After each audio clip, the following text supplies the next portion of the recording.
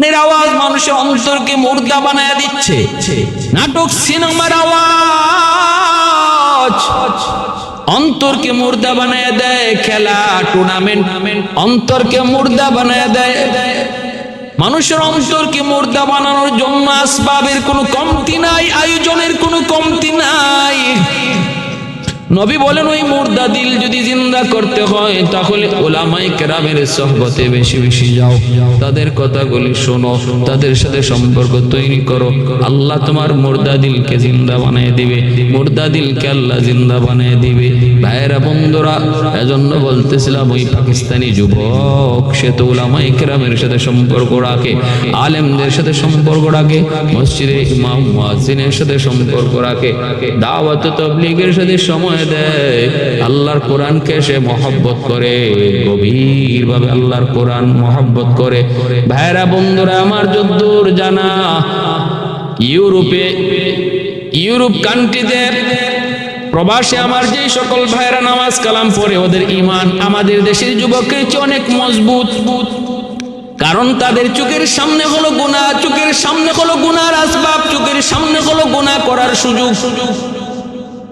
এই অবস্থা থেকে নিজেরই ফিরাইয়া যেই যুবক নামাজি হয়েছে, যেই যুবক গুনাহ থেকে নিজেরা বাঁচায় রাখছে, সে তার ঈমান বড় মজবুত, ঈমান বড় মজবুত। আমাদের ঈমানের মতো নয়, তার ঈমান অনেক মজবুত। ভাইরা বন্ধুরা, নবী বলেন লা ওয়ারআকাল কাফি, আল্লাহর নবী বলেন গুনাহ করার সুযোগ যার আছে তারপরও সে গুনাহ করে না, সে হলো তোমাদের ভিতরে সবচেয়ে বড় আল্লাহওয়ালা। তোমাদের ভিতরে সেই হলো সবচেয়ে বড় আল্লাহওয়ালা। আল্লাহর নবী এই কথা বলেছেন। কয় তুমি মদ খাও? কয় না মদ খাই না। কেন খাও না? কয় মদ পাই না। আর একজন কয় তুমি মদ খাও? কয় না মদ খাই না। কেন খাও না? কয় মদ পাও না বুঝি। কয় না মদ পাই, পানির মতো মদ পাই। পানি যেভাবে খাওয়াটা সহজ, মদ পান করাটাও এমন সহজ, এরপরও আমি পান করি না। বলুন দুইজন সমান না বেশ কম? 19-20 না আকাশ পাতাল? আকাশ পাতাল। নবী বলেন এজন্যই লা ওয়ারআকাল কাফি, লা ওয়ারআকাল কাফি, লা ওয়ারআকাল কাফি। তার চেয়ে বড় পরহেজগার আর কেউ নাই, তার চেয়ে বড় পরহেজগার আল্লাহওয়ালা আর কেউ নাই। ভাইরা বন্ধুরা, যুবক মসজিদে যাতায়াত, আলেম ওলামার সাথে সম্পর্ক, কিন্তু অফিস টাইমে অফিস করার সময় একটা সুন্দরী খ্রিস্টান মেয়ের প্রেমে পড়ে গেছে। পাশে টেবিলে বসা, সে তার প্রেমে পড়ে গেছে। এটা মনের ব্যাপার, এটা যে কোনো বুজুর্গ এটার মধ্যে অনেক সময় ফেল মারে। এই জিনিসের মধ্যে বাহাদুরি করে কোনো লাভ নাই। এই জিনিসটার সামনে বাহাদুরি করে কোনো লাভ নাই। আমারে কোনো সুন্দরী নারীর সামনে নিয়ে তুমি দেও, আমি তার দিকে তাকাবো না, আমি তার কোনো জালে আবদ্ধ হব না। এমন বাহাদুরি কইরা লাভ নাই। বহু বাহাদুর পরাজিত হয়েছে। এজন্য আল্লাহর কাছে দোয়া করো, আল্লাহ নারী জাতির চক্রান্ত থেকে, ষড়যন্ত্র থেকে আল্লাহ তুমি আমারে দূরে রাখো, হেফাজত করো।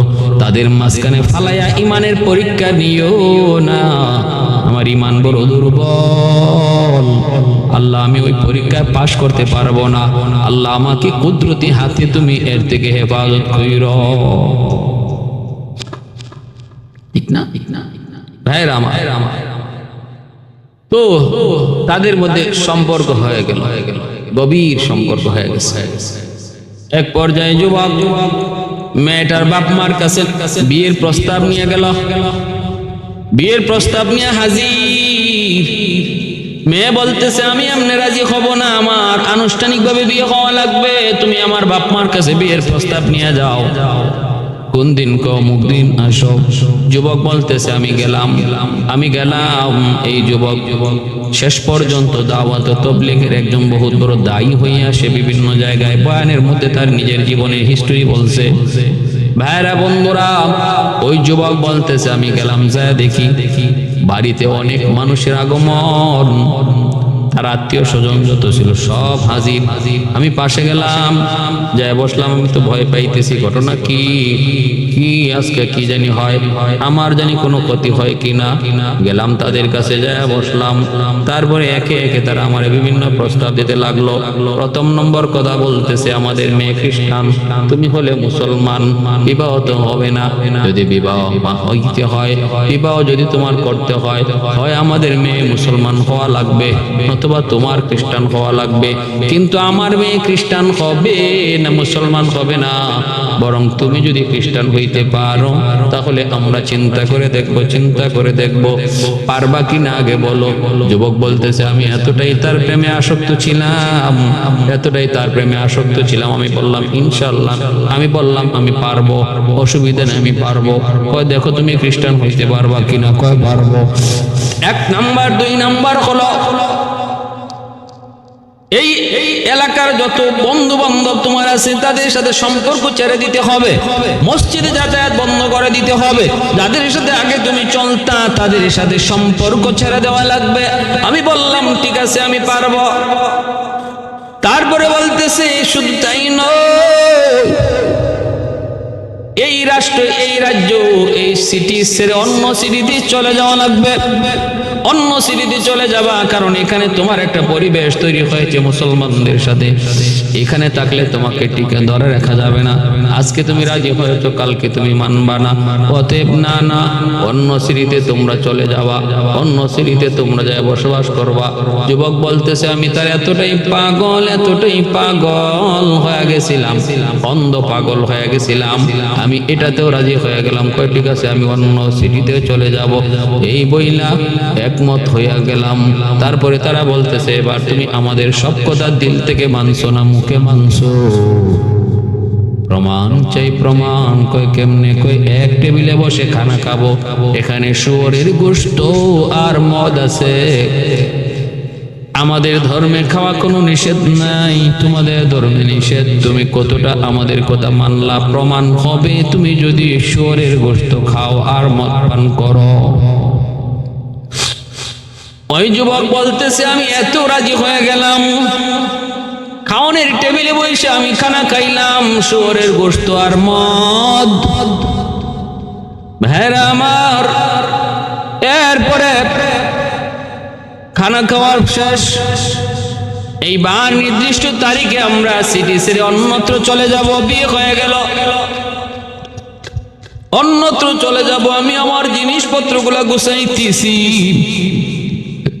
জিনিসপত্রগুলা গুছাইতে যায় আমার হঠাৎ করে নজর পড়লো আমার আল্লাহর কালামের দিকে। যেই কোরআন আমি সকাল সন্ধ্যা তেলাওয়াত করি, ওই কোরআনের দিকে আমার নজর পড়লো। সাথে সাথে আমার দিলটার মধ্যে মোচড় দিয়ে উঠছে, কারণ আমার দিলের ভিতরে কোরআনের মহব্বত, মালিকের কালামের মহব্বত এখনো 100 রয়ে গেছে। আল্লাহর কোরআনের দিকে যখন তাকাইলাম, সব জিনিস আমি নিতেছি, এখন কোরআন সাথে নিমু কি নিমু না। আমি দেখতেছি আল্লাহর কালাম আমাকে যেন হাতছানি দিয়া ডাকতেছে, এরে আমার আশিক, আমার একা রাইখা যাও না, যেখানেই যাও সেখানে আমাকে সঙ্গে নিয়ে যাও। আমাকে একা কোথায় রেখে যাবা? আমাকেও তোমার সঙ্গে নিয়ে যাও। আমি আল্লাহর কোরআন দেখা মাত্রই কোরআনের মহব্বত আমার অন্তরে উতলে উঠল। আমি আল্লাহর কালামটারে ভাঁজ করে সুন্দর করে আমার বিপরীতের এক কোনায় রেখে দিলাম। তারপরে কোরআনকে আমি একা রেখে যেতে পারলাম না।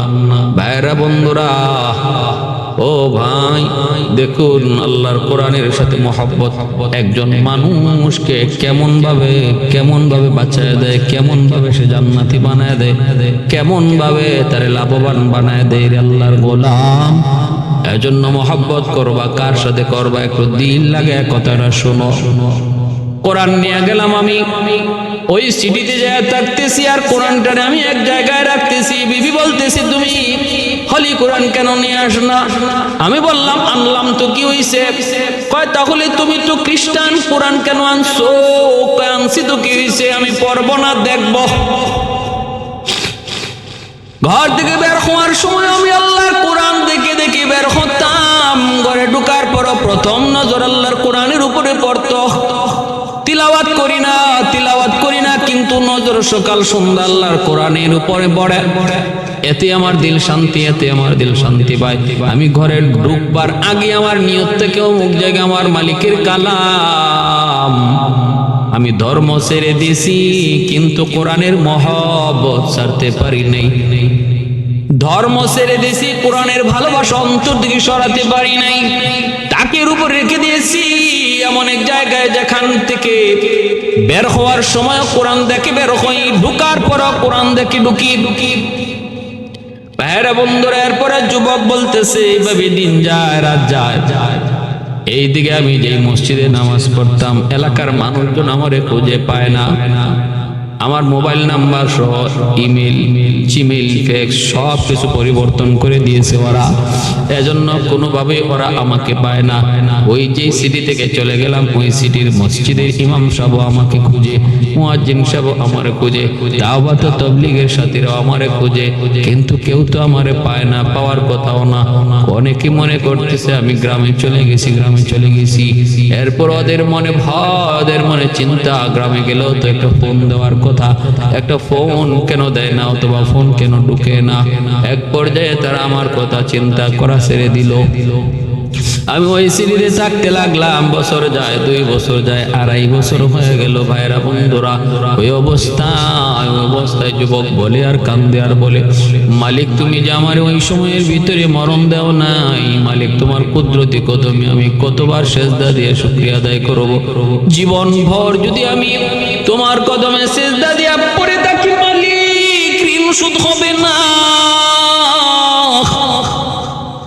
ঋণ শোধ হবে না। কারণ ওই সময়ে যদি আমার মরণ হয়ে যাইত তাহলে নিশ্চিত আমি ছিলাম জাহান্নামী। ভাইরা বন্ধুরা, যুবক বলতেছে ভাইরা, এই তো কিছুদিন পর 2.5 বছর পর আমি হঠাৎ করে ঢুকলাম অফিস থেকে। ঘরে ঢুকে যখন তাকের দিকে তাকাইলাম, দেখি আল্লাহর কোরআন তার জায়গা মতো নাই।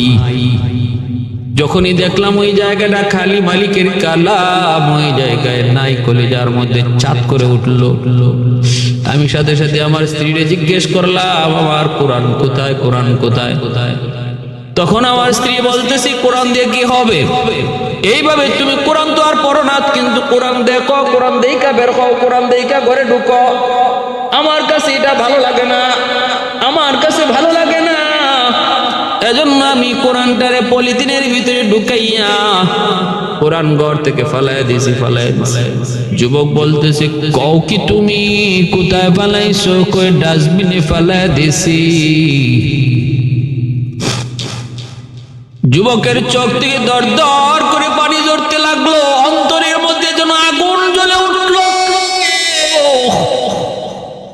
সামনে আগাইয়া এই মহিলাটার একটা চর বসায় দিল। গায়ে যদ্দুর শক্তি আছে তোর শক্তি দিয়া চর বসায় দিল। তুমি আমার কোরআন কেন সরাইলা আমার অনুমতি না নিয়া? করছো কি তুমি করছো কি? তুমি আমার হৃদয়ে হাত দিয়া দিছো, আমার কলিজায় হাত দিয়া দিছো। মহিলাটা ভয়ে এসে অন্য রুমে চলে গেল। আর যুবক বলতেছে, কোন ডাস্টবিনে? অমুক দিকে। যুবক পাগলের মতো ঘর থেকে বের হয়ে গেল আল্লাহর কোরআনকে আনার জন্য। ওই ডাস্টবিনে গেল। ডাস্টবিনে যায় যুবক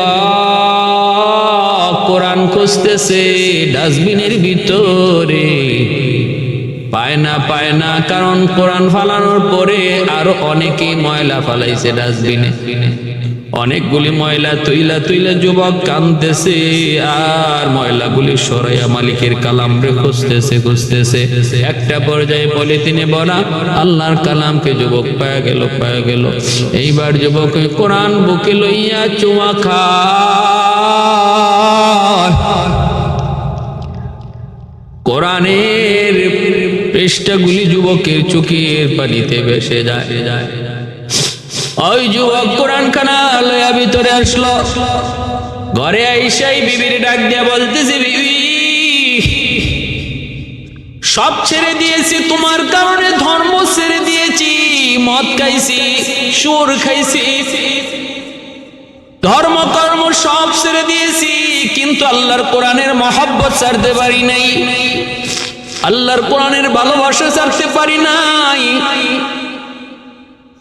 এ বিবি শোনো, যদি তুমি আল্লাহর কালাম আল্লাহর কোরআনকে পছন্দ না করো, এই মুহূর্তে তুমি আমার ঘর থেকে বের হয়ে যাও। তোমার সাথে আমার আর কোনো সম্পর্ক নাই, কোনো সম্পর্ক আমি রাখতে চাই না। বলা মাত্রই মেয়েটা, খ্রিস্টান মেয়েটা তখন ঘর থেকে বের হয়ে বাপের বাড়ির উদ্দেশ্যে রওনা দিল। আর যুবক সব মহব্বতকে কোরবানি দিয়া লাথি মাইরা আল্লাহর কোরআনের ভালোবাসাকে অন্তরে নিয়া ওই যুবক কোরআন লইয়া মাল লইয়া আবার তার পুরাতন সিটিতে চলে আসলো। আইয়াই মসজিদের সামনে ফজরের টাইম, নামাজে দাঁড়াইলো সামনের কাতারে। ইমাম সাহেব কাতার সোজা করেন, যখন তাকায় দেখে হারানো সেই যুবক সামনের কাতারে। নামাজ শেষ হওয়ার পর ইমাম সাহেব ডাক দে, বেটা এদিকে আয়, এদিকে আয়, এতদিন কোথায় ছিলি রে, এতদিন কোথায় ছিলি? এইভাবে এত বড় নিমক হারাম হয় নাকি? বাড়িতে যাবা, যেখানেই যাবা অন্তত ফোনটা দিয়ে তো আমাদের খোঁজ খবর নেওয়ার কথা নিতে পারো, কেন তুমি নিলা না? কি হয়েছে এবার বলো। এই কথা বলতে যুবক খাও মাও করে কান্না শুরু করে দেয়। যুবক বলতেছে, হুজুর আমাকে তওবা করান, কালেমা পড়ে মুসলমান বানায় দেন। হুজুর আমি তো আমার জীবনের এক বহুত বড় ইতিহাস, আল্লাহ যে আমাকে ওখান থেকে উঠে আনছে শুধু আমার মালিকের কোরআনের খাতিরে। এর ভিতরে যদি আমার মরণ হয়ে যাইতো আমি নিশ্চিত জাহান্নামে হয়ে যাইতাম। ঘটনা হলো এই, হুজুর আমি এক খ্রিস্টান মেয়ের প্রেমে পড়ে গেছিলাম। ওই খ্রিস্টান মেয়েটা, তাকে পাওয়ার জন্য আমি ধর্ম ছেড়ে দিলাম, নামাজ রোজা বন্ধু বান্ধব সব ছেড়ে দিলাম, নাম্বারটা পর্যন্ত সব ওরা ছিনায় নিল। আমি তার প্রেমে এতটাই পাগল, এতটাই মত্ত ছিলাম, আমি তাদের সব প্রস্তাব মেনে নিলাম। শহর ছেড়ে অন্যত্র চলে যেতে বলল, সেখানে চলে গেলাম।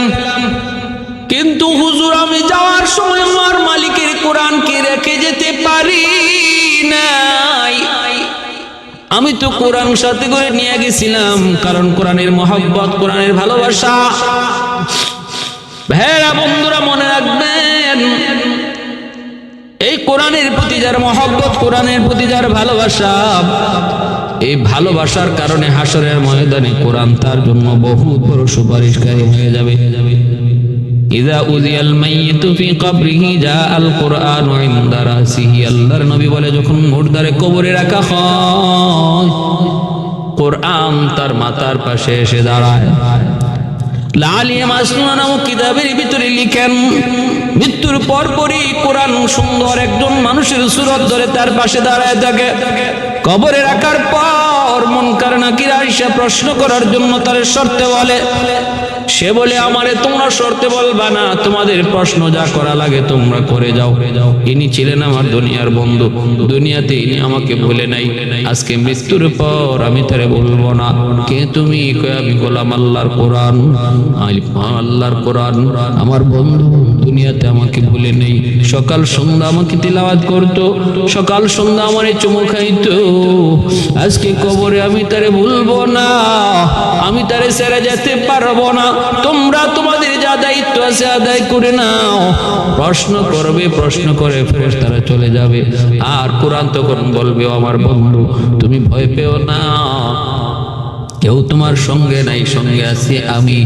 দুনিয়াতে কত বন্ধু ছিল, সবাই তো তোমার কাছ থেকে বিদায় নিয়েছে। কেউ জানাজা পড়ে চলে গেছে, কেউ কবরের পাশে আইসা তোমার কবরের আইকা চলে গেছে। যাই নাই শুধু আমি কোরআন, যাই নাই শুধু আমি কোরআন। আর নেক আমল তোমার সঙ্গ ছাড়বে না, কারণ দুনিয়াতে তুমি আমাকে বলো নাই, আমিও তোমাকে বলবো না। ভাইরা বন্ধুরা, কোরআন বলবে তোমারে জান্নাতে ঢুকানো পর্যন্ত আমি তোমার সঙ্গ ছাড়বো না। মা মিন শাফিন আফজালু, আল্লাহ নবী বলেন, মা মিন শাফিন, এমন কোন সুপারিশকারী হবে না ময়দানে কোরআনের চেয়ে বড় সুপারিশকারী আল্লাহর দরবারে আর কেউ থাকবে না, কেউ থাকবে না। লা নাবিয়্যুন ওয়ালা মালাকুন ওয়ালা গায়রুহু ফেরেশতাও না, অন্য কেউ না, কোন নবীরাও এত বড় সুপারিশ করবে না, কোরআন যত বড় সুপারিশ করবে।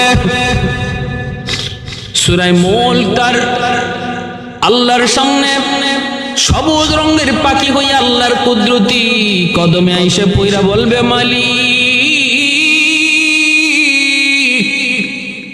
তোমার এই বান্দা কোন অপরাধে তোমার কাছে আসামি জানি না,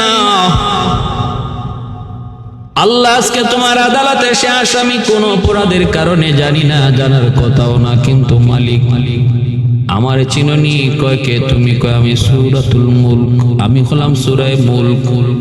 আল্লাহ আমার বন্ধু প্রতিদিন এশার নামাজের পর সূরা মুলক তেলাওয়াত করতো, আর তোমার হাবিব তো বলেছে সূরা মুলক যারা তেলাওয়াত করবে, আমি মুলকের একটা নাম তোমার হাবিব রেখেছে, সূরাতুল মুনজিয়া।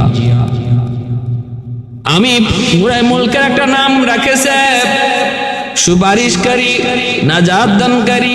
ও মালিক, আমি তোমার কুদরতি কদমে পড়লাম, যতক্ষণ পর্যন্ত তুমি তারা মাফ না করবা আমি সূরা মুলক তোমার কদম ছাড়বো না, কদম ছাড়বো না। ভাইরা বন্ধুরা, জন্য বলতেছিলাম আল্লাহর কোরআনের সাথে মহব্বত করে যুবক, ঘরে শান্তি আসবে। মা বোনেরা আল্লাহর কোরআন তেলাওয়াত করো, ঘরে শান্তি আসবে, অশান্তি দূর হবে।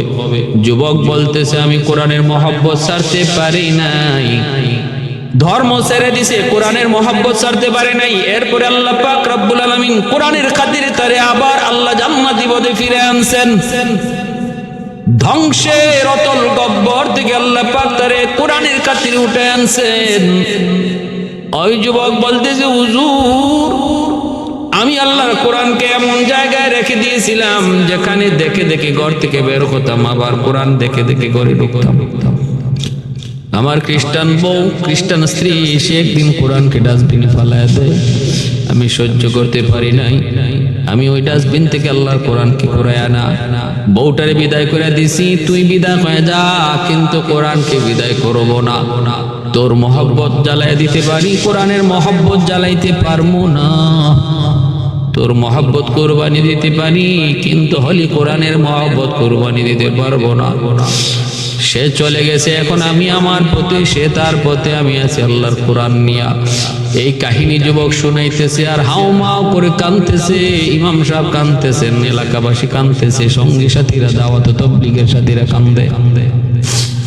এজন্য ভাই বলতেছিলাম একটা বাস্তব, আল্লাহর কোরআন মানুষকে কেমন করে ফিরে আনে, কেমন করে ফিরে আনে। এ ভাই, কোরআন যার সিনার মধ্যে থাকে, ওই সিনা কি জাহান্নামের আগুন পর্যন্ত জ্বালাইতে পারে না। এই ঘরের মধ্যে কোরআন তিলাওয়াত হয়, এই ঘরের মধ্যে রহমত নাজিল হয়। যেই সমাজের মধ্যে কোরআনের হাফেজ বেশি বেশি তৈরি হয়, সমাজে রহমত নাজিল হয়। যেই দেশের মধ্যে কোরআনের হাফেজ উলামায়ে কেরামের কদর হয়, ওই দেশের মধ্যে আল্লাহর তরফ থেকে রহমত নাজিল হয়। উলামায়ে কেরামের প্রতি বিদ্বেষ, উলামায়ে কেরামের প্রতি জুলুম, দেশের প্রতি রহমত চলে যাওয়া, গজব নেমে আসার কারণ।